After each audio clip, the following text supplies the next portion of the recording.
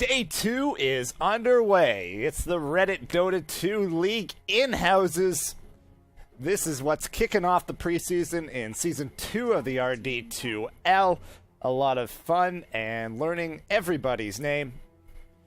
So we're in here, we've got two sides, and we're ready to play. Smartyr taking up the Dire side, captaining.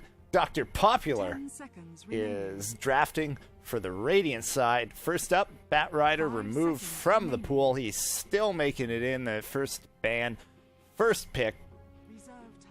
Not too surprising in that he was immediately following patches. It tends to follow the same patterns until the experiments start to work themselves out. But I personally expect Batrider to fall off a bit.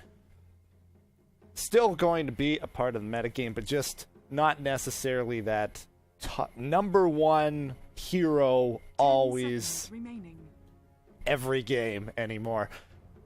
But Keeper of the Light removed, another consistently popular choice in the support.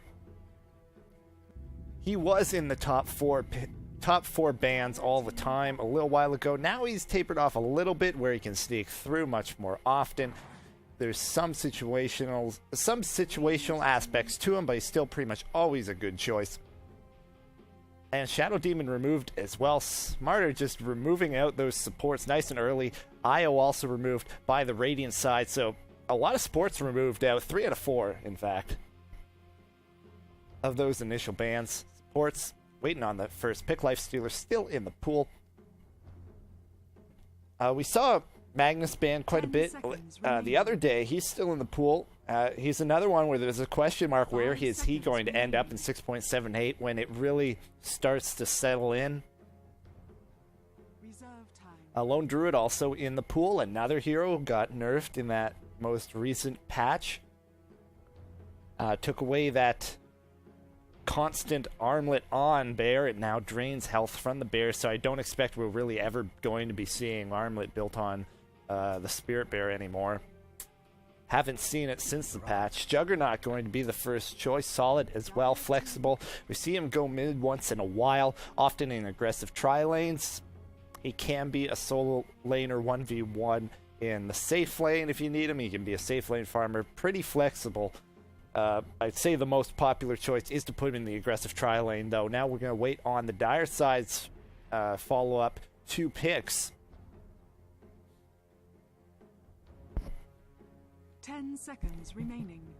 And just gonna have to wait and see who it is. Rubik, nice and solid. Always going to be a good choice as a support. Flexible as well. And you can pretty much mix and match Rubik with just about any other support. He has telekinesis, which is an instant disable. Fade Bolt, good for push, counter push. Nice burst of damage. So he's just perhaps the most well-rounded of any support in the game. 10 seconds remaining. But will Smartyr decide to round out his support lineup or go to add in for something else like a mid or an offlaner? Carry, perhaps. Lifestealer, again, still in the pool. He got nerfed to open wounds, 200 range at level 1 as opposed to the constant 600 from level 1 to 4 as in 6.77. Now it scales 200, 300, 400, 500. But still should be a potent carry. We've still been seeing him get picked and prioritized quite a lot, but not necessarily. He had gotten up to that first pick, first ban status, and that's not necessarily the case anymore. But the selection, most likely going to see him as a mid. That's the most likely selection. And Nyx Assassin overlooked just a little bit and makes it through all the way to that last pick in the first pick phase, going to be selected by the Radiant side. Nyx Assassin, a very good target when it comes to Rubik's Spell Steal. Can't really go wrong with whatever you pick up from him. In terms of continued bans, Venomancer removed, so Smartyr continuing to remove out these supports. Venomancer, a little bit of an odd choice, but can still be an effective support. Now we see the removal of Lifestealer. Makes it through the first pick phase, but not going to make it to the second pick phase. 10 seconds remaining. As it is, both sides are likely to pick up another carry. Juggernaut is usually a secondary carry to a more of a late game focused hero like the Lone Druid. that typical combination. You see the healing ward with the bear, 2700 health. And the healing ward percentage base is at 4% at level... No, it's 5% at level 4. So level 4 healing ward, you've got 2700 HP on the bear, healing at 5% per second. That's a lot of healing going on. Windrunner next, removed by Smartyr, sticking to his guns on the support removals. I'm not the biggest fan necessarily of Windrunner as a 4-5 support. She's another hero that's arguably the most flexible in the game. Off lane, mid, can semi-carry, work as a support. But not going to see her in this game. Removed out by the Dire side. And after this next ban, we'll be able to get a couple more picks on either side. The first of which will go to Smartyr and the Dire.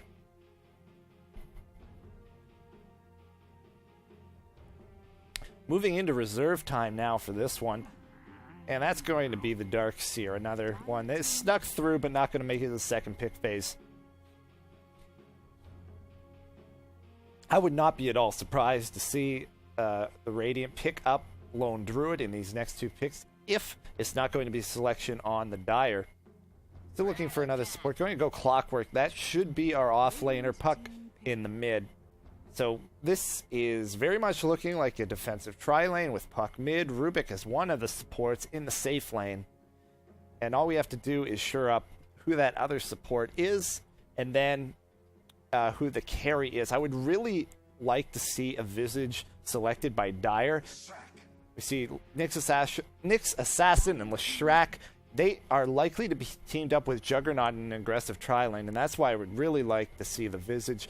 Very strong 3v3. You've already removed Keeper of the Light, who's another one who really likes to be able to hit as many as possible in that with that Illuminate. But Lina is going to be the selection. You can follow up the telekinesis with the Light Strike Array, but you gotta make sure your communication is on point. Make sure you're not pulling your target out of the Light Strike Array as opposed to holding or pulling them into it. Templar Assassin, the mid selection from DrPopular, so it'll be Puck versus Templar Assassin mid. Can be an interesting lineup. Puck can actually phase shift to avoid some of those side blade harassment, though it's a trickier one compared to some other projectiles that Puck can avoid in that mid lane. Now we're going into the final ban out. Should be seeing a carry band out, probably on at least on the Radiant side, possibly on the Dire side as well. However, if they stick to their guns, it will be another support despite having Nyx and Leshrac already chosen. We're in reserve time now. It's unclear what kind of hero we're looking for out of Dire. I'm almost feeling like that's an anti-mage lineup. I don't have a good reason for it, but it just seems like this very, very solid, kind of well-rounded go-to lineup that Smartyr is drafted here, and that's kind of the way I think of anti-mage as kind of your go-to hero. It's somebody who you can rely on to be consistent in terms of a carry role. But now we're going to close out here. Last ban we're waiting on. Queen of Pain was removed by Smartyr, which DrPopular could have ran. We could have had the aggressive tri-lane TA mid and then Queen of Pain solo safe lane. It's not too unusual to see Queen of Pain solo safe lane if you've got that aggressive tri-lane going on. But again, I would expect for Radiant to pick up another harder carry to team up with that Juggernaut. Juggernaut to buy the time, carry that early to early mid game, and then transition into late game on somebody else's shoulders. But most definitely going to be seeing a carry selection on Dire. They still need to round out that right click. They really don't have it right now. All magic damage coming out from them. Going to need that physical damage presence. Luna, the final ban, so she's not going to be in the pool. Smartyr, what is your choice? 30 seconds before you head into that reserved time. Some other heroes in the pool. We've still got Faceless Void as a selection. If we're going kind of unusual. You could go Dro. She's still in the pool. As an unusual pick. Sven, if you're going to go old school. Lone Druid, mentioned a few times, has made it all the way through here now. I was saying I was expecting that on the side of the Radiant, but if Dire picks it up, it could be a block pick. Alchemist, the selection, has had a surge and going to be the choice. Now, the final pick before we get into the game goes to DrPopular. What are you going to go with? The fact that Leshrac and Templar Assassin were picked up before the Lone Druid suggests to me actually that he's not going to go for that, but it is an option that would be very strong. Again, I'm looking at another carry. I'm wondering who that would be, though, because I'm not entirely sure. And it is Warlock, so they're not going with another carry. They're relying it entirely on Juggernaut. So this is...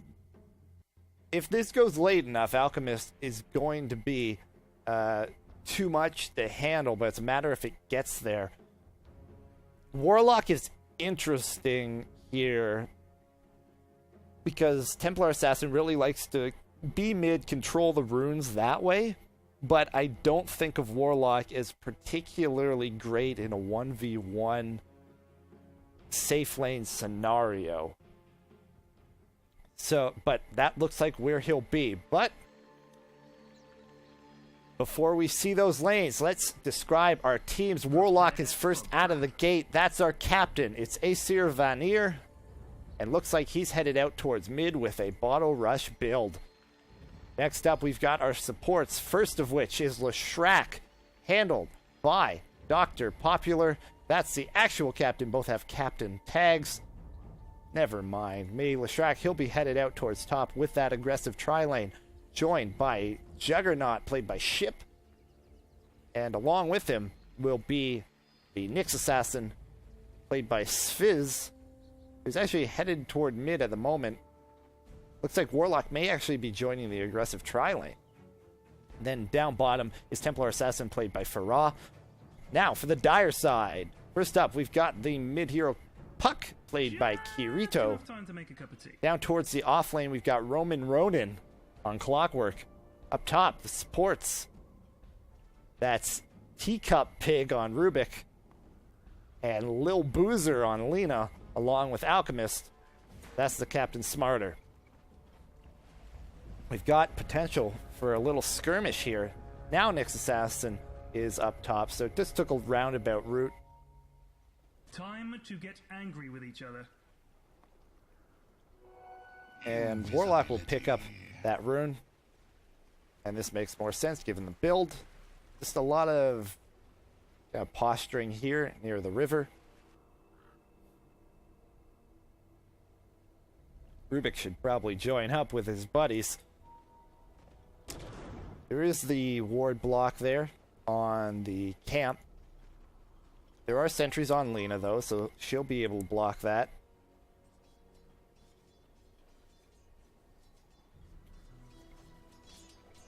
And this is where we're going to have to keep our attention, the aggressive tri-lane, where we should expect to see the most action. However, in mid, we'll have Puck versus Warlock. Puck should have the advantage in this lane, I would expect. And then down bottom, we have Templar Assassin up against Clockwork. As mentioned, it's a little unusual to have TA in the solo safe lane. She can certainly do it, but she does have mana problems, so I'd at least expect an early Basilius out of her to make up for a lack of bottle, unless she's going to be bottle crowing, as she's not really in a position to contest the runes. But poking up back up top. Juggernaut 3-for-1. Alk still over in this lane. Support's trying to pull. No such luck. They've now dewarded, though. That ward just within range to remove that. Now going to come back and help out. Both tri-lanes pretty solid. I wouldn't necessarily give an obvious advantage to either one.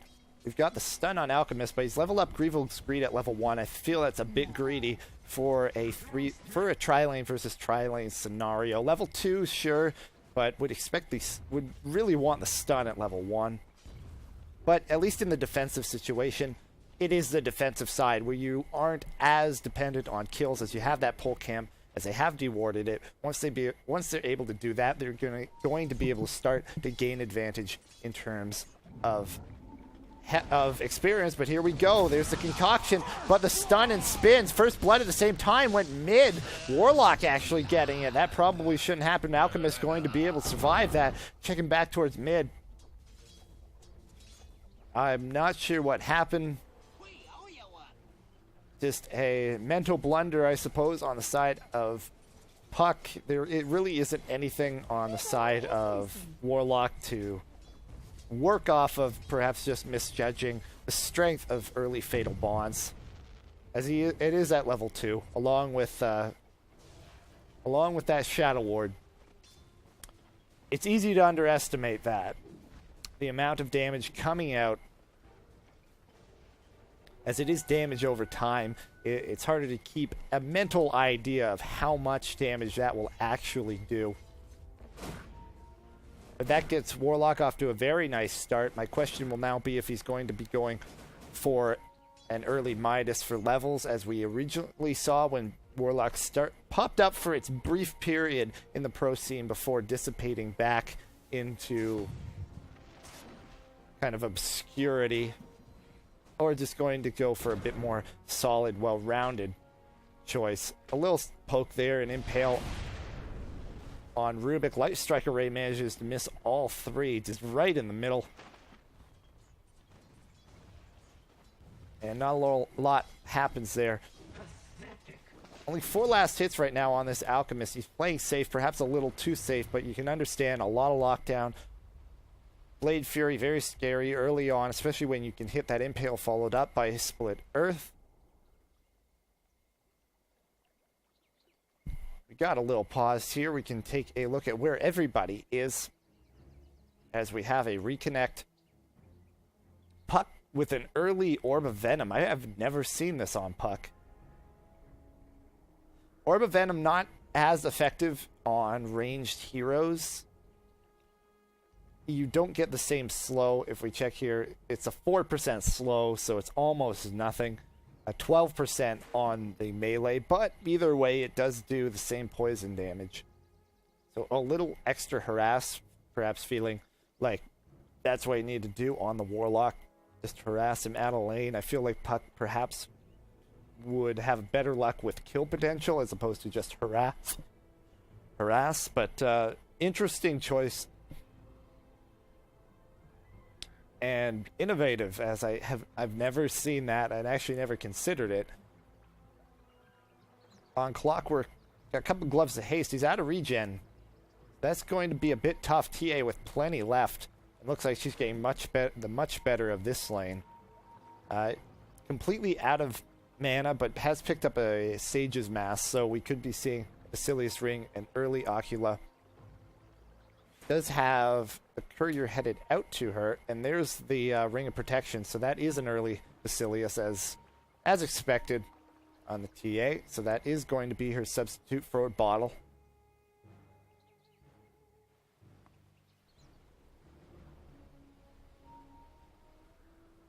And so far, she's leading the way. 19 last hits with 9 denies, and that's up against 2 last hits and 1 deny on Clockwork. Just absolutely brutal in this bottom lane. Going for that max refraction first with 1 point in Psyblades and Meld, the classic build.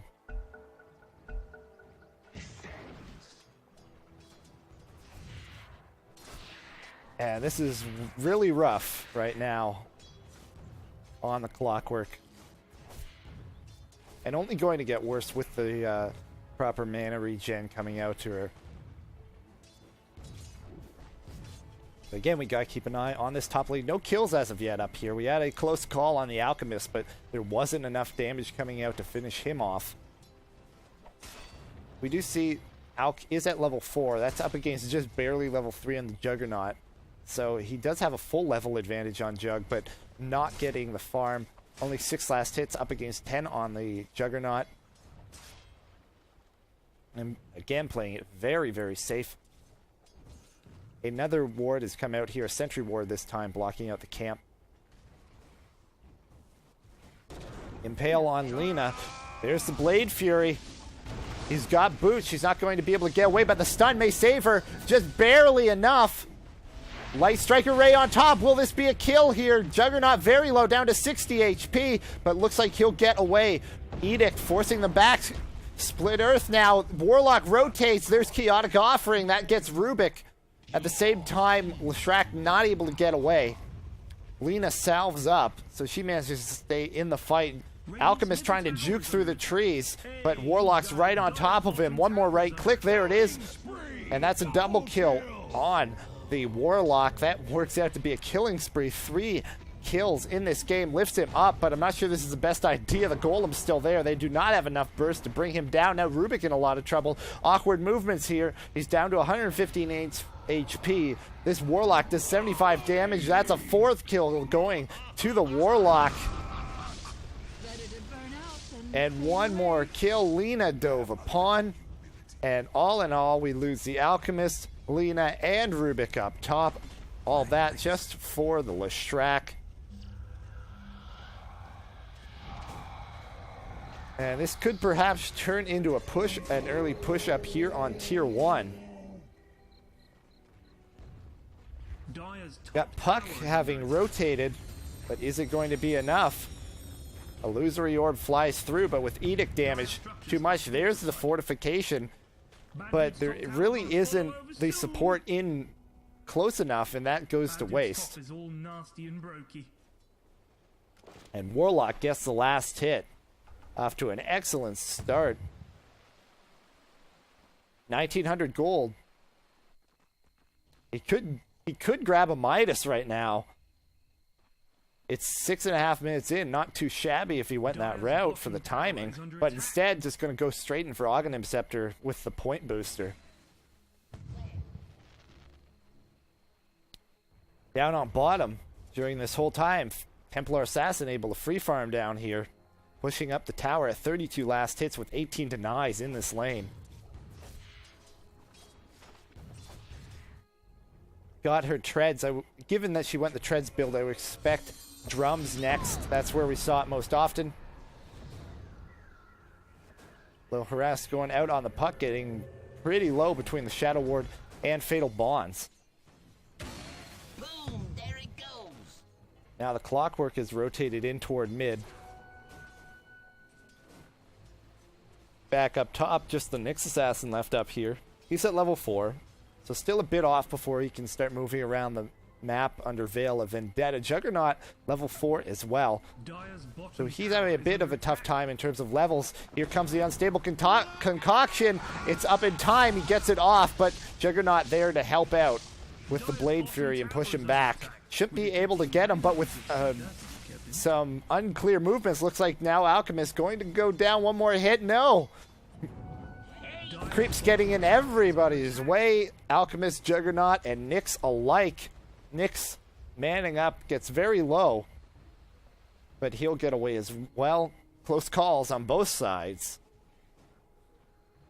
but no blood spilled. 5-1 in the game right now, and down bottom, missed it there.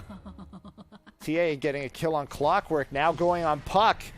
Puck in a lot of trouble. One more right click. There it is. Double kill to the Templar Assassin, as if she needed any help. Gets even further ahead, and it's going very one way, very fast towards the Radiant side. 7-1. 4-0-1 on the Warlock, 2-0 on the Templar Assassin. Looking at the net worth, we see those right up on top because of it, plus those last hits where they're on top of the board all around.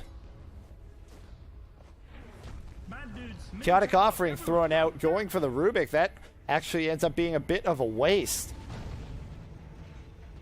as Rubik gets away. Is there anything else with Fatal Bonds? No. Clockwork actually cogs in the Golem, looking for that bounty, and Puck gets it. 100 gold towards him. So Kurito says thank you for the donation. At the same time, TA gets the last hit on that bottom tower. That's her drums done.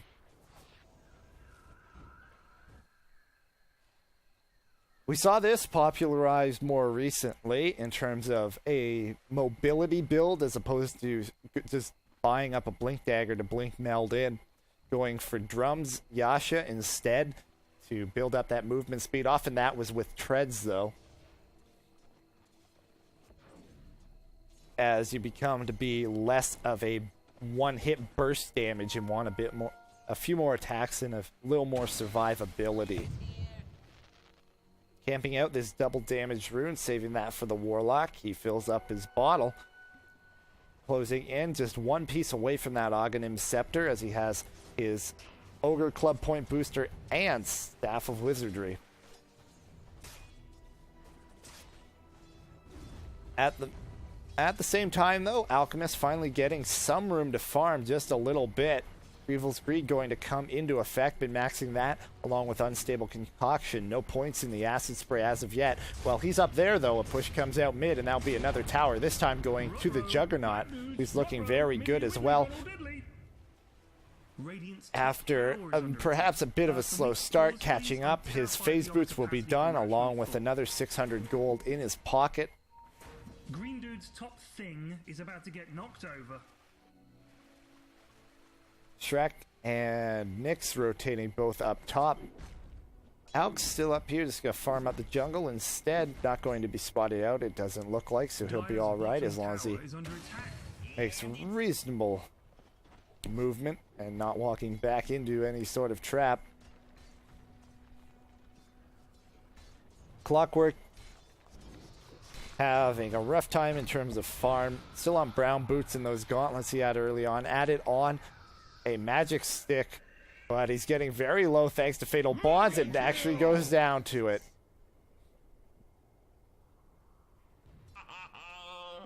And Warlock is cleaning up 5-0-1. Down towards bottom. Lena perhaps overestimating herself, walking right into Templar Assassin. They knew she was there. And a lot of burst, and down she goes. 1,400 gold sitting on TA. Again, the typical build next would be to see a Yasha. See, she would be getting close to that. 500 gold off. Unstable Concoction pop, but not going to get enraged.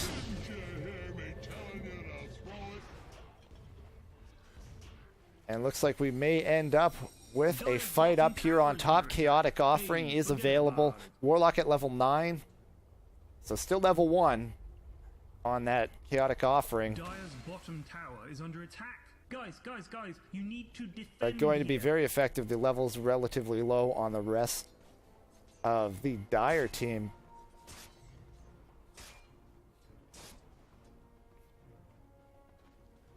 And we've got everyone but TA up here. TA split pushing that bottom tower. It's down to 2/3 of its health.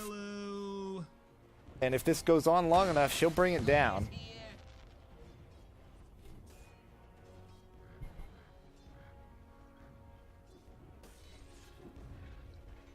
And looks like that's what the Radiant is doing. They're just buying time. Warlock has the Aghanim Scepter now, and now they're ready to engage. There's a double golem. Lena instantly down. No, one more hit. And she does go down. We got a Cog, catches nobody. I heard a Omni Slash down here. That will finish off. Alchemist, double kill towards the Warlock. Juggernaut not able to finish off Rubik. Bottom tower is under attack. But that's 3 for 0. The Shrek gets very low, but will survive. And at the same time, bottom tower goes down to Templar Assassin. 12-1. Towers falling left and right. And now I wonder if there's anything left for the Dire team to do. Very rough indeed. And it's going to fall squarely on the shoulders of this Alchemist. Runs in with Unstable Concoction. Not sure that's going to be enough. He's level 8, but he's got Midas and brown boots. Jug spins and TP's out. Spin actually runs out before the TP, so if they had a stun available, they could have blocked him. Now Unstable Concoction, but he gets impaled. Can he get it off? He does. The follow-up Dragon Slave does good damage, and Warlock finally goes Alchemist in trouble. He'll not get away thanks to the fatal bonds. TA trying to clean this up. One more hit on the puck, finishes off puck. One more on the clockwork. Turns around, hooks, but it's not enough. Triple kill to the Templar Assassin. Looked like finally the Dire would have something going for them, but no, Farah rotates in, cleans everybody up at the cost of the Warlock. And 16-3 your score at 15 minutes in, averaging a kill a minute now.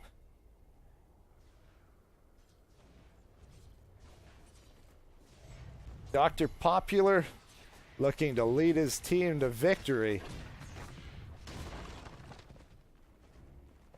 As Juggernaut has actually gone Blade Fury stats. This used to be popular, but then we saw the influx of Healing Ward being, just realizing just how good that is, and we started seeing Max Blade Fury and Healing Ward or 4-1-1 builds. Unstable Concoction gets thrown, but Blade Fury adds the magic immunity and is able to avoid the stun. This does a little damage and nothing else.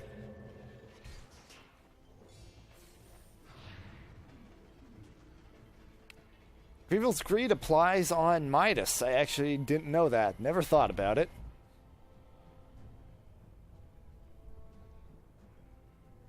Makes sense. Rubik moving around with brown boots and wand. Tough game for supports on the Dire. Now TA running straight in.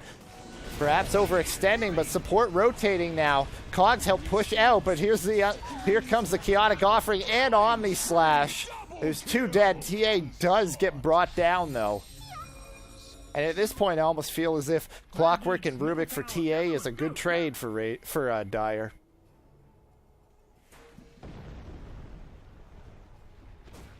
Lena going to be brought down as well. Now it's not so great. They lose 3 there. Perhaps the mid tower. Healing Horde now up a point in that. And that'll help sustain the push. Dire's middle tower is under attack.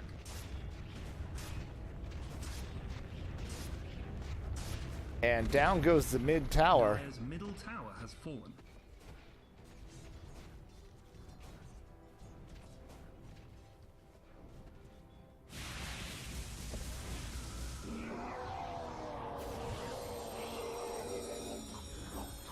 The golems run out.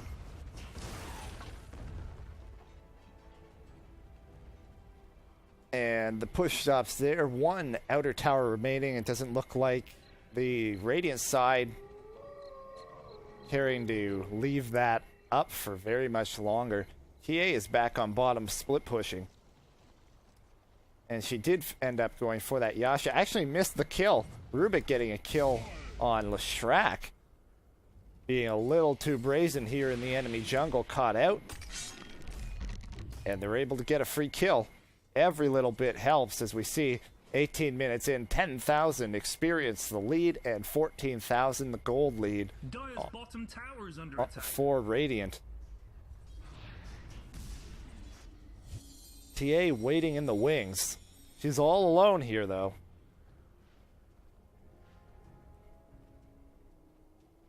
And we'll rotate back down. So the question becomes, what's the next item? Most natural would be to finish up a Manta style, but she could go for more damage. MKB or Desolator has enough for a Mithril Hammer if that's what she wanted to do. But with 2,000 banked up, could be an ultimate orb for the Manta. And down goes Nyx Assassin, another out too far, but here comes the real pain. There's the Shadow Ward, Chaotic Offering up in 10. 2 shots from Templar Assassin on Lena. Now goes Clockwork. Rubik, the next target. Closing the distance is TA. Here comes the Meld Strike. Half the health gone now. Follow-up Split Earth. And a last hit through all that manages to be the Warlock, sneaking it in there.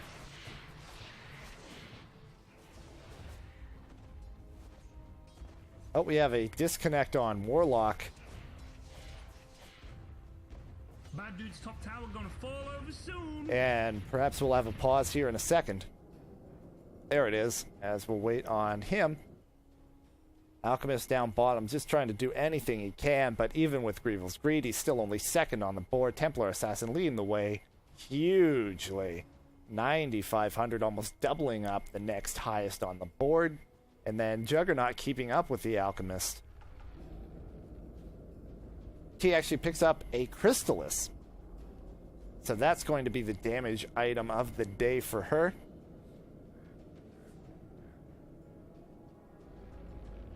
Can work very well also. You see Nyx Assassin closing in on finishing a mech. 650 away from that. Warlock has Boots of Travel now on top of his Oghanim Scepter. Dire's top tower has Looking to motor it around the map. 395 movement speed on him. TA, though, moving at 414. Midas on cooldown. Remember your Midas, man.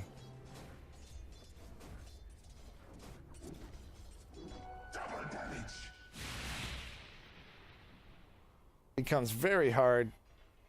Now, 10,000 is where it's really scary in terms of experience and gold, but not impossible. Rack's still up, and it's not.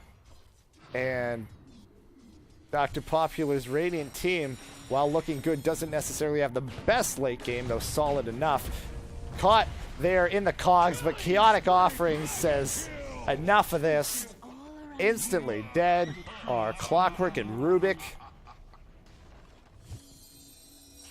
And perhaps now comes the push onto tier 3, or rotate into Rashawn Pit, retreat, get an Aegis, and then push in to tier 3. There's nothing really that the Dire can do about this right now. The only thing you can say, though, is that Chaotic Offering is on cooldown, so that big team fight ulti is not available if they were to contest, and everyone is back up. However, with Meld Strike, that minus armor, they're going to plow through this before there can even be a reaction, even if they wanted to. Down it goes.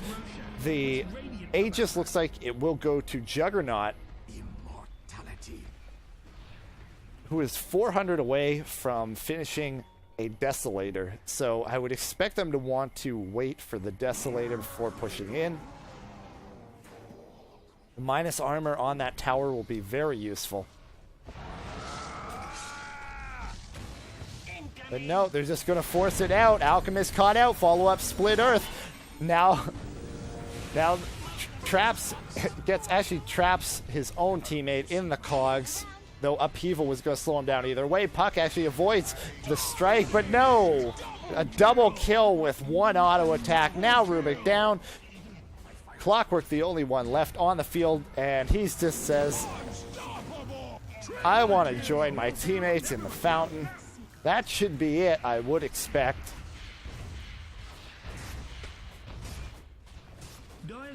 And that's the call. GG's coming out from Dire, it looks like.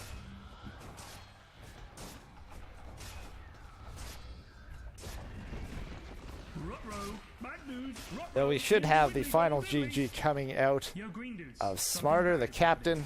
In your bottom, going from bad to worse. Now the bad dude's middle. Hey, bad dudes, your middle Rex is like chopped liver. Forget about it. And now we start to see the disconnects. Out. DrPopular leading the way in this game.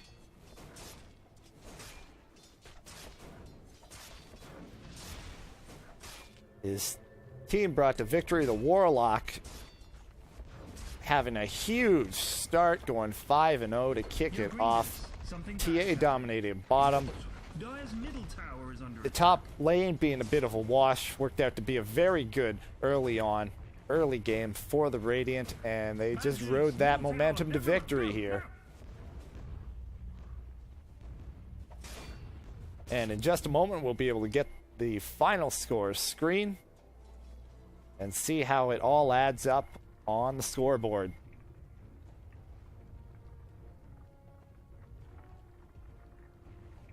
As we see the final net worth, Dire's TA middle and tower is Warlock under attack. all the way up top.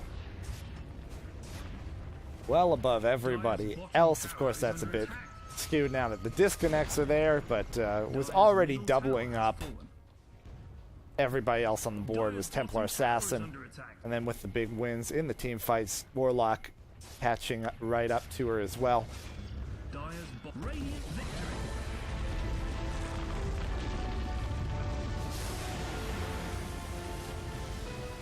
And we'll get to take a look at the final numbers. 29-8 your score. TA going 12-1-5 along with Warlock 12-1-9. There's never any real setback. DrPopular and company take this one.